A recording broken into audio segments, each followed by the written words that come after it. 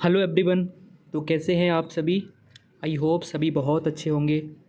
आज हम एक स्टार्ट कर रहे हैं जो मंथली करंट अफेयर आता है ना विज़न का, उसका डिस्कशन।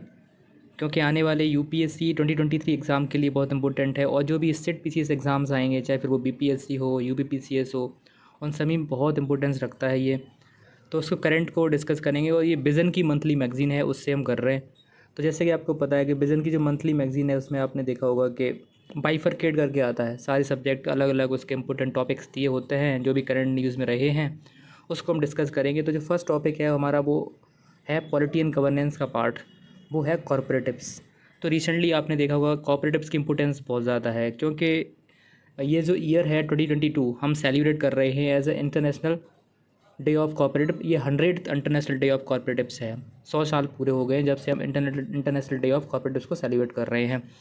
और जैसे कि आपको पता है, रिसेंटली यूनियन गवर्नमेंट ने एक मिनिस्ट्री ऑफ कॉर्पोरेट अफेयर भी सेटअप कर दी है कॉपरेटिव्स को बढ़ावा देने के लिए। तो इस वजह से ये बहुत इंपॉर्टेंट हो जाता है। तो रिसेंटली जब 100th डे ऑफ सेलिब्रेट कर रहे थे, तो उसी सेलिब्रेशन में यूनियन मिनिस्टर और कॉर्पोरेट मिनिस्टर ने पार्टिसिपेट किया अभी रिसेंटली। तो इसकी वजह से ये न्यू दिल्ली में जो हुई थी बहुत इंपॉर्टेंट है। अब ये जो सेलिब्रेशन है ये ऑर्गेनाइज़ किसने किया है? वो ऑर्गेनाइज़ किया है मिनिस्ट्री ऑफ कॉर्पोरेट अफेयर और ministry of corporation along with the national cooperative union of India ने मिलकर के इसको ऑर्गेनाइज़ किया है। एनसीयूआई क्या है? National apex organisation representing the entire cooperative movement in the country.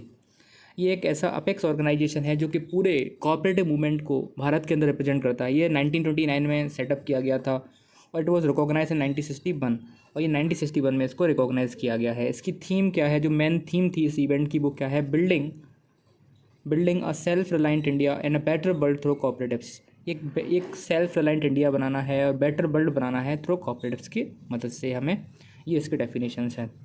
हम देखते हैं अबाउट कॉपरेटिव्स के बारे में कुछ देख लेते हैं कि कॉपरेटिव्स के बारे में पता क्या होना चाहिए। What is cooperatives? डेफिनेशन पता होनी चाहिए। कॉपरेटिव्स होते क्या है? कॉपरेटिव्स उन लोगों का ग्रुप है जिनके कुछ कॉमन इंटरेस्ट होते हैं, और जब वो साथ लेकर के साथ आते हैं और अपने रिसोर्सेज को क्लब करते हैं और उन रिसोर्सेज का इस्तेमाल करते हैं अपने कॉमन इंटरेस्ट को फुलफ़िल करने के लिए, तो वो जो सोसाइटी बनेगी, वो जो ग्रुप बनेगा, उसको हम बोलते हैं कॉपरेटिव ग्रुप्स। जैसे कि बेस्ट एग्जांपल इफ़को है इंडिया के अंदर। उसके बाद अमूल मिल्क का जो एक एग्जांपल है। These are the example of the successful cooperative movements in the country. तो इस वजह से एक डेफिनेशन देखते हैं। Cooperative society is a voluntary association of individual It is a voluntary association of individuals having a common needs who join hands for the achievement of the common economic interest। जो कि हाथ जोड़ते हैं एक दूसरे से, किसकी वजह से? अपने कॉमन इंटरेस्ट को प्रमोट करने के लिए। अल्टीमेट ऑब्जेक्टिव क्या है कॉपरेटिव्स का? To serve the members. इसके जो मेंबर्स हैं उसको सपोर्ट करना। विद स्पेशल जो फोकस रहेगा वो है इंटरेस्ट ऑफ द पूरा section of the society. Special focus होता है कि इंटरेस्ट ऑफ द पूरे section of the society with the help of self help and the mutual help की मदद से ये करना रहता है। मॉडस ऑपरेंडी क्या है जो यूज़ करते हैं? क्या मॉडस ऑपरेंडी है जिसका इस्तेमाल, क्या हथकंडे अपनाते हैं कॉपरेटिव मूवमेंट्स को बढ़ावा देने के लिए? तो वो है through the formation of the cooperative, people come forward as a group, pool their individual resources, utilize them in the best possible manner and drive some common benefit out of it। तो क्या करते हैं जो लोग cooperative में साथ आए हैं, वो एक अपना जो भी रिसोर्सेज उनके पास है उनको एक जगह इकट्ठा करते हैं और उनका एक इस्तेमाल ऐसे करते हैं ना, बेस्ट पॉसिबल मैनर, जिससे कि सभी का बेनिफिट हो सके। तो ये ऑब्जेक्टिव होता है कोऑपरेटिव मूवमेंट का। तो people can enter into the cooperative movement or in the agreement according to their wish and they can exit out। कभी भी एग्जिट कर सकते हैं, ये भी है। अराउंड वर्ल्ड की 12% जो पॉपुलेशन है वो कोऑपरेटिव के जरिए रिप्रेजेंट होती है, और वर्ल्ड में करीब 13 लाख कोऑपरेटिव मूवमेंट्स का एक्टिव है प्रेजेंट में। ठीक है। Joint cooperative economy of the world is a 5th largest economic unit. अगर हम कोऑपरेटिव की अगर सारी जॉइंट कोऑपरेटिव इकोनॉमी को देखें तो वो 5th लार्जेस्ट इकोनॉमी बन जाती है वर्ल्ड में। Different type of the cooperatives है, लाइक जैसे कि different type of the cooperatives होते हैं, जैसे कि कंज्यूमर कोऑपरेटिव सोसाइटीज़ है, प्रोड्यूसर कोऑपरेटिव सोसाइटीज़ है, क्रेडिट कोऑपरेटिव सोसाइटीज़ है, कोऑपरेटिव फार्मिंग सोसाइटी है, हाउसिंग कोऑपरेटिव सोसाइटी है। ऐसे करके बहुत सारे कोऑपरेटिव्स होते हैं। मार्केटिंग कोऑपरेटिव सोसाइटी है। Among 300 largest cooperative society of the world, India के 3 हैं, अमूल है, इफ़को है and Kribhco are also included in it. अब थोड़ा हम एक देख लेते हैं कि कॉन्स्टिट्यूशनल लीगल प्रोविजंस क्या हैं कोऑपरेटिव्स के अंदर इंडिया के अंदर। तो कोऑपरेटिव जो पार्ट है वो 7 शेड्यूल का पार्ट है, ये याद रखना। और स्टेट सब्जेक्ट है। किसका पार्ट है? स्टेट सब्जेक्ट का पार्ट है। ठीक है, स्टेट सब्जेक्ट का पार्ट है कोऑपरेटिव, ये आपको पता होना चाहिए। और दूसरा क्या है कि forming cooperative is a fundamental right है under article 19 clause 1 sub clause C. तो under article clause 1 sub clause C के अंदर ये right to form cooperative society is a fundamental right है, जो कि और इसे जो फंडामेंटल बनाया गया वो 97th कॉन्स्टिट्यूशनल अमेंडमेंट एक्ट। तो वो एंड 2011 जो है ना, उसने एक फंडामेंटल राइट डिक्लेयर किया है इसको, कोऑपरेटिव्स को। ये है। दूसरा, promotion of the cooperative society is also part of DPSP, as you know DPSP का भी पार्ट होता है वो, है ना। उसके बाद जो भी कोई भी कोऑपरेटिव सोसाइटी है जो कि एक से ज़्यादा स्टेट में एक्टिव है, तो उसके लिए उसे multi state cooperative society act के तहत रजिस्टर कराना होगा। ये इसके अंदर प्रोविजंस दिया हुआ है। चलो ठीक है, देखते हैं। उसके बाद इसमें चैलेंजेस दिए हैं, इंपॉर्टेंट हैं फॉर मेंस के लिए, तो आप एक बार इसको गो थ्रू कर लीजिए और आप ऐसे पढ़ सकते हैं। ठीक है, तो यही है इसके अंदर। लेट्स मूव टू, ऑलरेडी हम ये सब डिस्कस कर चुके हैं, तो let's move to the second topic, that is right to be forgotten. तो अभी सुप्रीम कोर्ट ने रजिस्ट्री को डायरेक्ट किया कि आप जो एक कपल है उसकी डिटेल को इंटरनेट से हटाइए। क्यों क्यों ऐसा क्यों बोला उन्होंने? क्योंकि राइट टू बी फॉरगॉटन जो है ना, it is a part of right to privacy. और राइट टू प्राइवेसी को सुप्रीम कोर्ट ने ऑलरेडी डिक्लेयर किया हुआ है कि it is a fundamental right under article 21। किसके अंदर? ये अंडर आर्टिकल 21 के अंदर ये जो फंडामेंटल राइट है अंडर आर्टिकल 21। ये सुप्रीम कोर्ट ने किस वर्डिक्ट में कहा था? ये सुप्रीम कोर्ट का एक केस था, पुट्टासामी जजमेंट। जो पुट्टासामी केस है, पुट्टासामी केस के अंदर सुप्रीम कोर्ट का वर्डिक्ट था कि आप जो राइट टू बी प्राइवेसी है, it is a fundamental right है अंडर आर्टिकल 21, और राइट टू बी फॉरगॉटन और उसके अंदर ही आता है। मतलब कोई भी अगर किसी का डेटा, किसी का पर्सनल डेटा अगर किसी भी डिपार्टमेंट में रखा हुआ है, तो उस डिपार्टमेंट को उसका डेटा यूज़ करने के बाद मतलब अर्ली वे में ही उसको डिलीट कर देना चाहिए। क्योंकि वो अगर आप अपने पास रखोगे और आप उसका फर्दर यूज़ करोगे, and it can be use for a breach of privacy of that person, तो ऐसे में उसका राइट टू प्राइवेसी वायलेट होगा। इस वजह से सुप्रीम कोर्ट ने बोला रजिस्ट्री से कि आप उसकी जो भी कपल की डिटेल है और इंटरनेट पर और सर्च इंजन पर, उसकी आपको रिमूव करिए अर्जेंटली। यही है राइट टू बी फॉरगॉटन। यही इस केस में पूरी है कि पटिशनर कंटेंट किया that her name and the public domain cause embarrassment, social stigma and stranger privacy. ठीक है, उसने बोला petitioner had raised that the right to be forgotten and right of erasure being the right of privacy है। Right to be forgotten और right to be erasure, मतलब हमारी detail को हटाना, ये हमारा राइट टू प्राइवेसी का पार्ट है, तो इसको आप करिए जल्दी से, जो उन्होंने बोला है। दूसरा क्या है? This direction expand ambit of right to privacy and right to be forgotten. तो जो राइट टू प्राइवेसी को उसको ही एक्सपेंड करता है, यही है इसके अंदर, यही दिया हुआ है। तो आप एक बार पढ़ लीजिए। That is know important because recently the European Union ने इसको स्टैट्यूटरी राइट रिकॉग्नाइज कर लिया है, तो ये इसके बारे में बात करी गई है। रसिया ने भी लॉ इनेक्ट किया है that allow users to force a search engine to remove the links. उसने भी राइट टू फॉरगॉटन को इन्फोर्स करने के लिए एक लॉ लेकर के आई है रशिया। इवन USA में there is a wide support for right to be forgotten, but it is not supported by the law.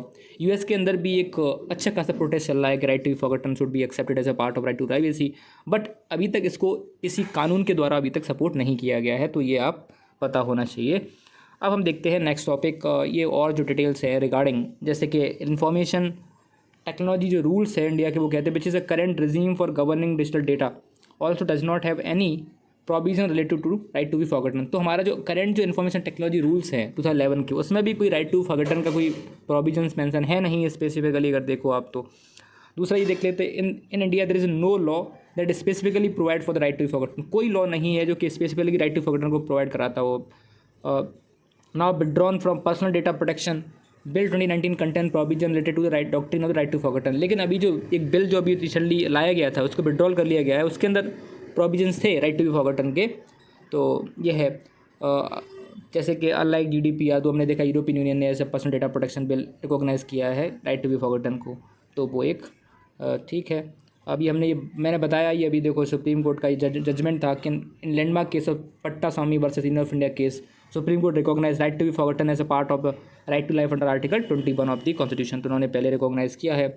Supreme Court has stated that the right to be forgotten was subject to certain restrictions that it could not be use if material in question was require for. तो वो इसमें exceptions हैं, वहाँ पर आप इसको right to be forgotten use नहीं कर सकते हो। ठीक है, ये है। तो इश्यूज़ को भी देख लीजिए, इश्यूज़ क्या है with right to be forgotten, उसमें ये आपको देख लीजिए। स्कैटर्ड डेटा है तो उसको इम्प्लीमेंट करना इतना आसान नहीं है कि आप स्कैटर डेटा होने की वजह से एक इतना ईजी नहीं होता है कि किसी भी डेटा को इतनी जल्दी डिलीट करना। इम्प्लीमेंटेशन इश्यूज़ हैं, री इमरजेंस हो सकता है, freedom of speech and expression का वायलेशन है, पब्लिक इंटरेस्ट में इन कन्फ्लिक्ट में आ सकते हैं इस वजह से। तो वे फॉरवर्ड क्या होना चाहिए, balancing the right, data protection करना चाहिए, ठीक है, डेटा प्रोटेक्शन बिल लेकर के आना चाहिए, डिस्कार्ड डेटा फ्रेमवर्क होना चाहिए, बैलेंस करो पब्लिक इंटरेस्ट में और राइट टू बी फॉरगॉटन के बीच में, यही तो सॉल्यूशन हो सकते हैं। अब फॉरेन कंट्रीब्यूशन रेगुलेशन एक्ट की बात कर लेते हैं। अब फॉरेन कंट्रीब्यूशन रेगुलेशन एक्ट से आप क्या समझते हैं? एक्चुअली अगर कोई भी एक इंडिविजुअल अगर कोई है जो कि किसी भी पॉलिटिकल पार्टी को डोनेट करना चाह रहा है, कोई भी इंडिविजुअल किसी पॉलिटिकल पार्टी को अगर डोनेट करना चाह रहा है लेट्स से, और जो फॉरेन इंडिविजुअल है अगर वो इंडिया के अंदर डोनेट करता है तो उसको कुछ रूल्स हैं उसको फॉलो करना होता है।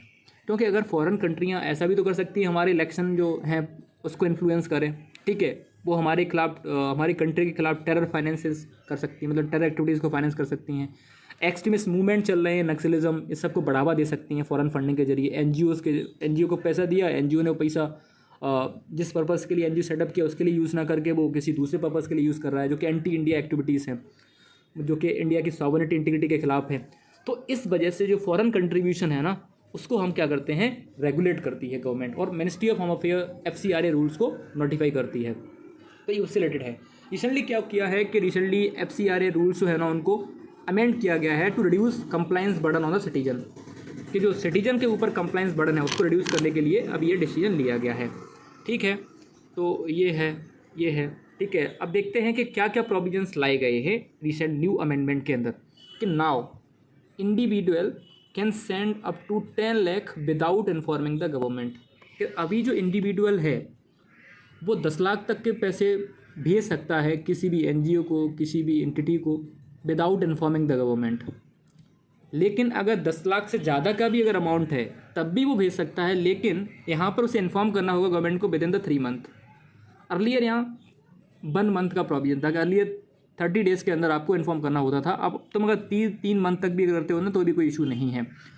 पहले क्या था, कुछ एंटिटीज़ को प्रोहिबिट किया था कि वो एक्सेप्ट नहीं कर सकती हैं फॉरेन कंट्रीब्यूशन, तो अब उनको भी अलाउ कर दिया गया है। जैसे कि पॉलिटिकल पार्टीज़ हो गए, लेजिस्लेचर मेंबर्स हो गए, MP MLAs हो गए, इलेक्शन कैंडिडेट्स हो गए, इनको अलाउ नहीं था पहले, अब अलाउ कर दिया गया है। गवर्नमेंट सर्वेंट हो गए, जजेस हो गए, जर्नलिस्ट हो गए, मीडिया हाउसेस हो गए, who were all barred earlier from receiving the foreign contribution. तो अर्लियर इन सबको बोर किया गया था कि आप फॉरेन कंट्रीब्यूशन रिसीव नहीं कर सकते हैं। अब इन सभी को क्या कर दिया है, अलाउ कर दिया है गवर्नमेंट ने रिसेंट अमेंडमेंट के अकॉर्डिंग। तो इससे प्रॉब्लम भी होगी, ऑब्वियस प्रॉब्लम होगी, क्योंकि अब पॉलिटिकल पार्टीज़ को अगर फंडिंग मिल रही है फ़ॉरेन से तो now they are actually influencing our election, तो हमारे इलेक्शन को वो इन्फ्लुएंस करेंगे, वो रेगुलेट करेंगे। तो डेफिनेटली दीज जो रूल्स को स्ट्रीमलाइन किया गया है, थोड़ा डाइल्यूट किया गया है, it may challenge the India's election practices. तो ऑब्वियसली टाइम लिमिट जो प्रिस्क्राइब करी गई थी for intimation to central government for application of obtaining registration or a prior permission under the FCRA to receive fund has been increased from 15 days to 45 days। तो यहाँ पे time limit जो prescribe करी गई थी इंटीमेशन करने के लिए सेंट्रल गवर्नमेंट को, उसको इंक्रीज किया गया है 15 दिन से 45 दिन तक आप दे सकते हो। In separate notification the list of compounded offence under the FCRA was increase from 12 to 7 increase कर दिया है। तो जो कंपाउंडेबल ऑफेंस हैं उनकी जो स्ट्रेंथ है वो 7 से 12 इंक्रीज़ कर दी गई है। कंपाउंडेबल ऑफेंस वो ऑफेंस होते हैं where the complainant can agree to take back the charges levied against the accused. तो कंपाउंडेबल ऑफेंस मतलब नेगोशिएबल ऑफेंस होते हैं, जहाँ पे लेटर ऑन जो भी जिसने चार्जेस लगाए हैं वो लेटर ऑन विड्रॉल कर लेता है कि ठीक है अगर आप नेगोशिएट के लिए तैयार हैं तो हम आपके खिलाफ जो चार्जेस है उसको विड्रॉल कर रहे हैं। ये कंपाउंडेबल ऑफेंस रहते हैं। अब थोड़ा देख लेते हैं कि पर्पज़ क्या है फॉरेन कंट्रीब्यूशन रेगुलेशन एक्ट का, क्यों लाया गया ये। फॉरेन कंट्रीब्यूशन से आप क्या समझते हैं? It means donation, delivery, transfer made by the any foreign source of any article, currency और सिक्योरिटी। अगर कोई भी बंदा कहीं फॉरेन सोर्स से डोनेशन करता है, डिलीवर करता है, ट्रांसफ़र करता है फंड और एनी आर्टिकल करेंसी के फॉर्म में, सिक्योरिटी के फॉर्म में, तो वो एक फॉरेन कंट्रीब्यूशन है। इसको रेगुलेट किया जाता है मिनिस्ट्री ऑफ होम अफेयर के द्वारा, supported by the intelligence bureau in approval and rejection through the investigation on antecedent. The government order can be challenged. Government order can be challenged in the high court. तो government के order को high court में challenge किया जा सकता है, ठीक है। मेजर प्रोविजंस क्या है 2020 के अमेंडमेंट के बाद? It is applicable across India, पहली चीज़, on Indian citizens outside India, all associations, groups, NGO etcetera. तो ये एक तो अक्रॉस इंडिया एप्लीकेबल है, और जो भी भारत के बाहर जो इंडियन सिटीजन रह रहे हैं उन पर भी एप्लीकेबल है, सारे एसोसिएशन के ऊपर एप्लीकेबल है, एनजीओज़ के ऊपर एप्लीकेबल रहेगा। तो ये क्या क्या प्रोहिबिट करता है? It prohibit the receipt of foreign fund by the candidate for the election, journalist, newspaper, media, broadcast companies. But recently जो अमेंडमेंट करे हैं उन सबको इसमें अलाउ कर दिया गया है, तो ये थोड़ा डाइल्यूशन ऑफ अ प्रोविजन किया गया है इसका, ये भी आपको याद होना चाहिए। सो प्रायर परमिशन चाहिए होती है टू रिसीव फॉरेन फंड, तो registration with mandatory Aadhaar card, mandatory Aadhaar submission of every office bearer of the NGO, designated FCRA account होना चाहिए in such branches of the SBI New Delhi to have receive fund. किसी भी कोई भी एक designated account होगा जो कि न्यू दिल्ली की एसबीआई बैंक में, उसी बैंक में आप पैसा, और उसी अकाउंट के अंदर आप पैसा रिसीव कर सकते हैं। No fund other than a foreign contribution can be receive और डिपॉजिटेड इन इट, और it can not be transfer to any other person और एनजीओ। और जो भी पैसा रिसीव किया गया है वो can be receive deposit in it, इस मतलब वो फॉरेन कंट्रीब्यूशन ही होगा, कोई दूसरा पैसा आप उस अकाउंट में ट्रांसफ़र नहीं कर सकते हो, ठीक है। और नहीं ये पैसा किसी दूसरे अकाउंट में ट्रांसफ़र किया जा सकता है। Validity of FCRA registration is for 5 years। NGOs are expected to apply for a renewal within the 6 month of the date of expiry of the registration।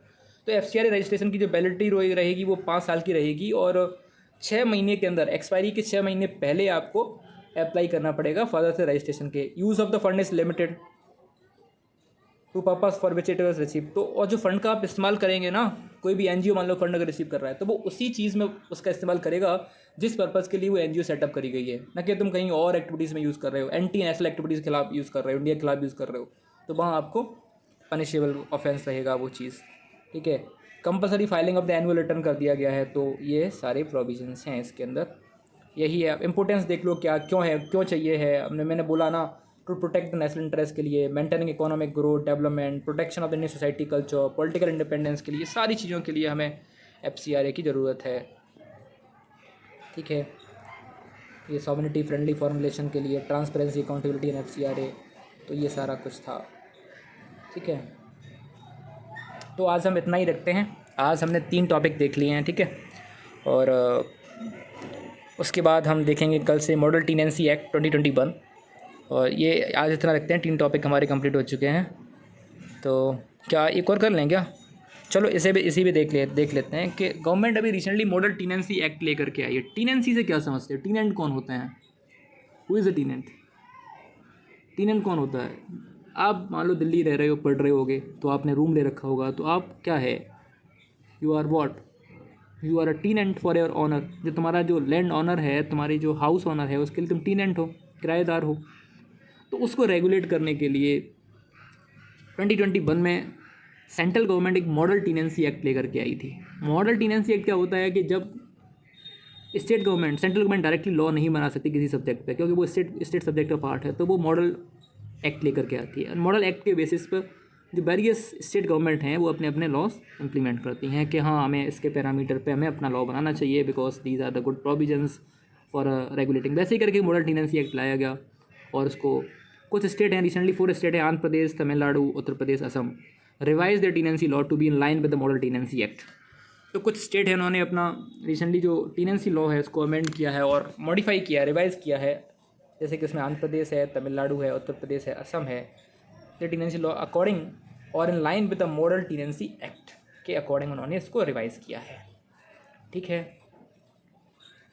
So about model tenancy act देख लेते हैं कि क्या क्या provision इसके अंदर थे, वो हम एक बार देख लेते हैं क्या क्या था। Ministry of housing and urban affair, जो महुआ एजेंसी है, उसने नोटिफाई किया था FTA act 2021 to streamline the process of renting property in all state UTs and aid rent economy in a state sector. और इसका पर्पज़ था कि जो भी लॉस हैं उसको स्ट्रीमलाइन करना in the process of the renting in all state and union territory में जो रेंटिंग प्रोविजंस है उसको स्ट्रीमलाइन करना, and aid rent economy in state sector, ये इसका ऑब्जेक्टिव था। इन 2021 में क्या हुआ? Jammu Kashmir has become the first UT to adopt the MTA act. और जब ये मॉडल टीनेंसी एक्ट पास किया तो जम्मू कश्मीर पहली यूनियन टेरिटरी बनी जिसने मॉडल टीनेंसी एक्ट को कम्प्लीटली अडेप्ट किया, ठीक है। उसके बाद since housing is a part of state subject, मैंने बोला ना स्टेट सब्जेक्ट का पार्ट है under the 7th schedule of the constitution, thus the central government bring the model act.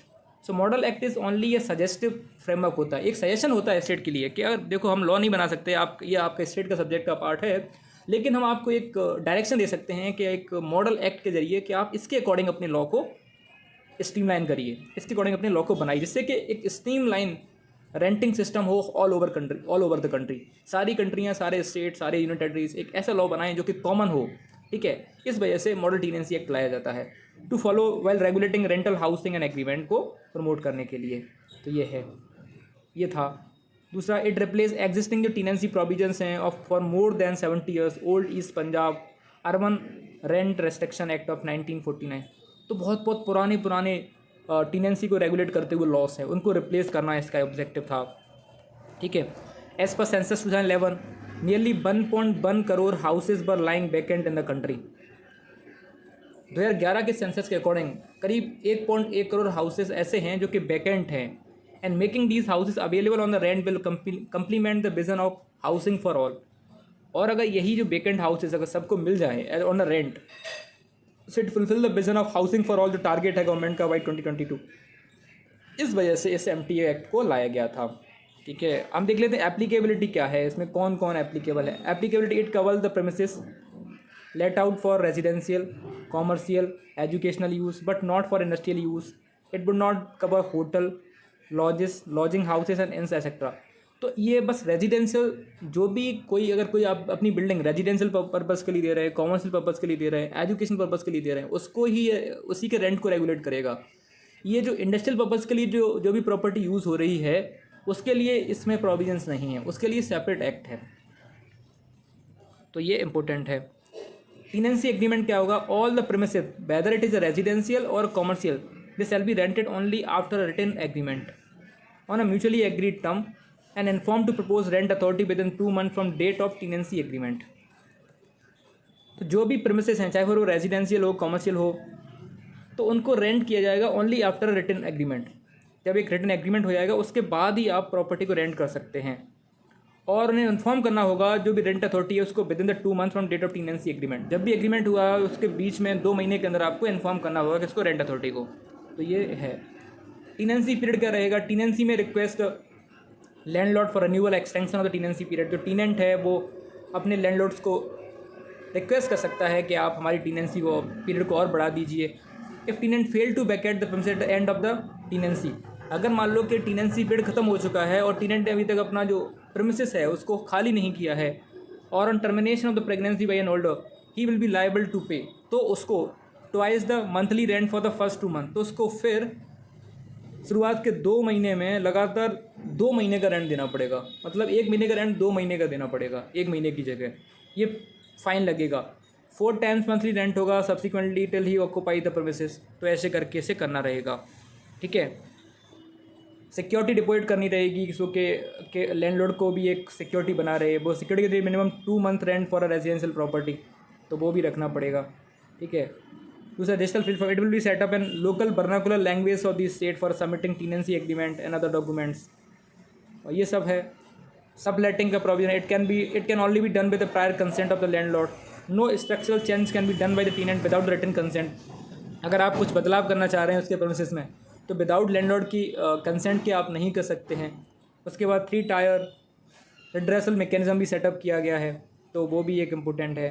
क्या क्या है, model act establish 3 tier quasi judicial dispute resolution mechanism comprising, जिसमें rent authority है, रेंट कोर्ट है, rent tribunal to be provide fast track resolution of the dispute. It will reduce the burden of tenancy dispute from the civil court. उसके बाद क्या है कि disposal of the complaint with the rent court and rent tribunal should be within the 60 days। तो 60 दिन के अंदर अंदर रेंट कोर्ट, रेंट ट्राइब्यूनल को किसी भी केस को डिस्पोज करना होगा। रेंट अथॉरिटी या rent court will be appointed by the district collector with approval of the state government, ठीक है। स्टेट में establish rent tribunal in each district after consulting the jurisdictions of the high court, ठीक है। तो state consult करके high court से एक rent tribunal setup कर सकता है। No civil court will have a jurisdictions over matter pertaining to the model act, लेकिन सिविल कोर्ट के पास इसकी राइट नहीं होगा। इसके लिए आप सेपरेटली रेंट कोर्ट सेटअप करेंगे, रेंट ट्राइब्यूनल वो इसको हर्ड करेंगे। इन केस ऑफ एविक्शन की बात अगर है, टू एविक्ट अ टेनेंट, किसी भी टेनेंट को अगर आपको एविक्ट करना है, landlord must apply to rent authority, तो उसको रेंट अथॉरिटी से अप्लाई करना पड़ेगा सीकिंग सच एविक्शन, कि मैं इस लैंड लॉर्ड को हटाना चाहता हूँ किन्हीं भी रीजन्स के। कंडीशन क्या होंगी of eviction of the tenant, कब आप किसी भी टेनेंट को बाहर फेंक सकते हो उसके कमरे से, वो है इफ़ ही रिफ्यूज़ टू पे एग्रीड अपॉन रेंट, जो भी रेंट एग्रीड किया गया था वो अगर रेंट नहीं दे रहा है तो उसको बाहर कर दिया जाएगा। फेलियर टू पे rent for more then 2 month, 2 महीने हो गए उसने अभी तक कोई रेंट नहीं दिया है, ऐसे में बाहर कर दिया जाएगा। Occupation of the part and whole of premises without written consent, बिना किसी रिटन कंसेंट के वो ऑक्यूपाई किए हुए हमारा प्रेमिसेस, तो उसको हटा सकते हैं। मिसयूज़ हुआ है प्रेमिसेस का डिस्पाइट रिटन नोटिस, बिना रिटन नोटिस के उसका मिसयूज़ किया गया है, तो ये सारे प्रोविजंस थे मॉडल टेनेंसी एक्ट के अंदर। तो जैसे हमने देख लिया कि रेंट ट्राइब्यूनल है, उसके बाद रेंट कोर्ट है, उसके बाद रेंट अथॉरिटी अबव होगी, ऐसे आपको पता होना चाहिए। इश्यूज़ हैं उसको देख लेना स्पेसिफिक डिटेल, जैसे कि it goes into the minute detail of the rental agreement, like landlord carry out white washing of the wall door, tenant responsible for drain cleaning, geyser repair, तो ये सारी जो है ना वो स्पेसिफिक डिटेल में जा रहा है लॉ, है ना। It will restrict the changes, तो वो एक इशूज़ है, ठीक है। तो ये तो इशूज़ हैं। नो सिंगल इंस्टीट्यूशनल फ्रेमवर्क नहीं है, गवर्नमेंट का कंट्रोल बहुत ज़्यादा है, लैक ऑफ इक्वल एक्सेस है, रेशियल रेंटल डिस्क्रिमिनेशन है, नॉन बाइंडिंग नेचर है, तो ये सारी चीज़ें हैं, ठीक है। वे फॉरवर्ड क्या है, बैलेंस अप्रोच चाहिए है, क्या चाहिए, बैलेंस अप्रोच चाहिए, प्राइवेट पार्टिसिपेशन, इंश्योर क्वालिटी, ठीक है। थोड़ा देख लेते हैं इसके अंदर क्या है। अदर इनिशिएटिव जो कि टेकन करे गए हैं फॉर अफोर्डेबल हाउसिंग के लिए, तो एक ARSC कॉम्प्लेक्सेस स्टार्ट करे गए महुआ द्वारा। ये क्या है, अफोर्डेबल रेंटल हाउसिंग कॉम्प्लेक्सेस बनाए जा रहे हैं मिनिस्ट्री ऑफ अफेयर द्वारा, किसके लिए, फॉर अर्बन माइग्रेंट वर्कर्स के लिए, और पूरर एज ए सब स्कीम है किसके अंदर, प्रधानमंत्री आवास योजना के तहत इसको बनाया जा रहा है, ठीक है। It will fulfil the vision of the आत्मनिर्भर भारत, क्या फुलफिल करेगा, आत्मनिर्भर भारत का विजन फुलफिल करेगा। और तो PM आवास योजना एक जो कि इम्प्लीमेंट करी जा रही है किसके द्वारा, महुआ के द्वारा। It address urban housing shortage among the जो भी इकोनॉमिकली वीकर सेक्शन हैं, लो इनकम ग्रुप हैं, मिडिल इनकम ग्रुप हैं, category including the slum developers, by insuring a pucca household by एलिजिबल अर्बन हाउस होल्ड बाई 2022। टारगेट है कि जो भी एलिजिबल है, जो भी EWS हैं, लो इनकम ग्रुप हैं, मिडिल इनकम ग्रुप कैटेगरी से हैं, उनको पक्का हाउस दिया जाए। कब तक, 2022 तक। ये टारगेट है किसका, प्राइम मिनिस्टर आवास योजना के अंदर अर्बन स्कीम है। उसके बाद एक और स्कीम है global housing technological challenge India, ये भी एक महुआ का ही इनिशिएटिव है, मतलब ministry of housing and affair का, to identify and mainstream a basket of innovative construction technology from across the globe for housing construction sector that are sustainable and eco friendly and disaster resilient. तो मतलब जो houses बनाए जाएँ वो eco friendly हों, sustainable हों और disaster management, उसके लिए ग्लोबल हाउसिंग टेक्नोलॉजिकल इनिशिएटिव लिया गया है। तो ये सब पता होना चाहिए। तो हम ठीक है यहाँ अपना ख़त्म करते हैं। Okay, and we are ending this session. Please share and like and subscribe this channel. Thank you दोस्तों।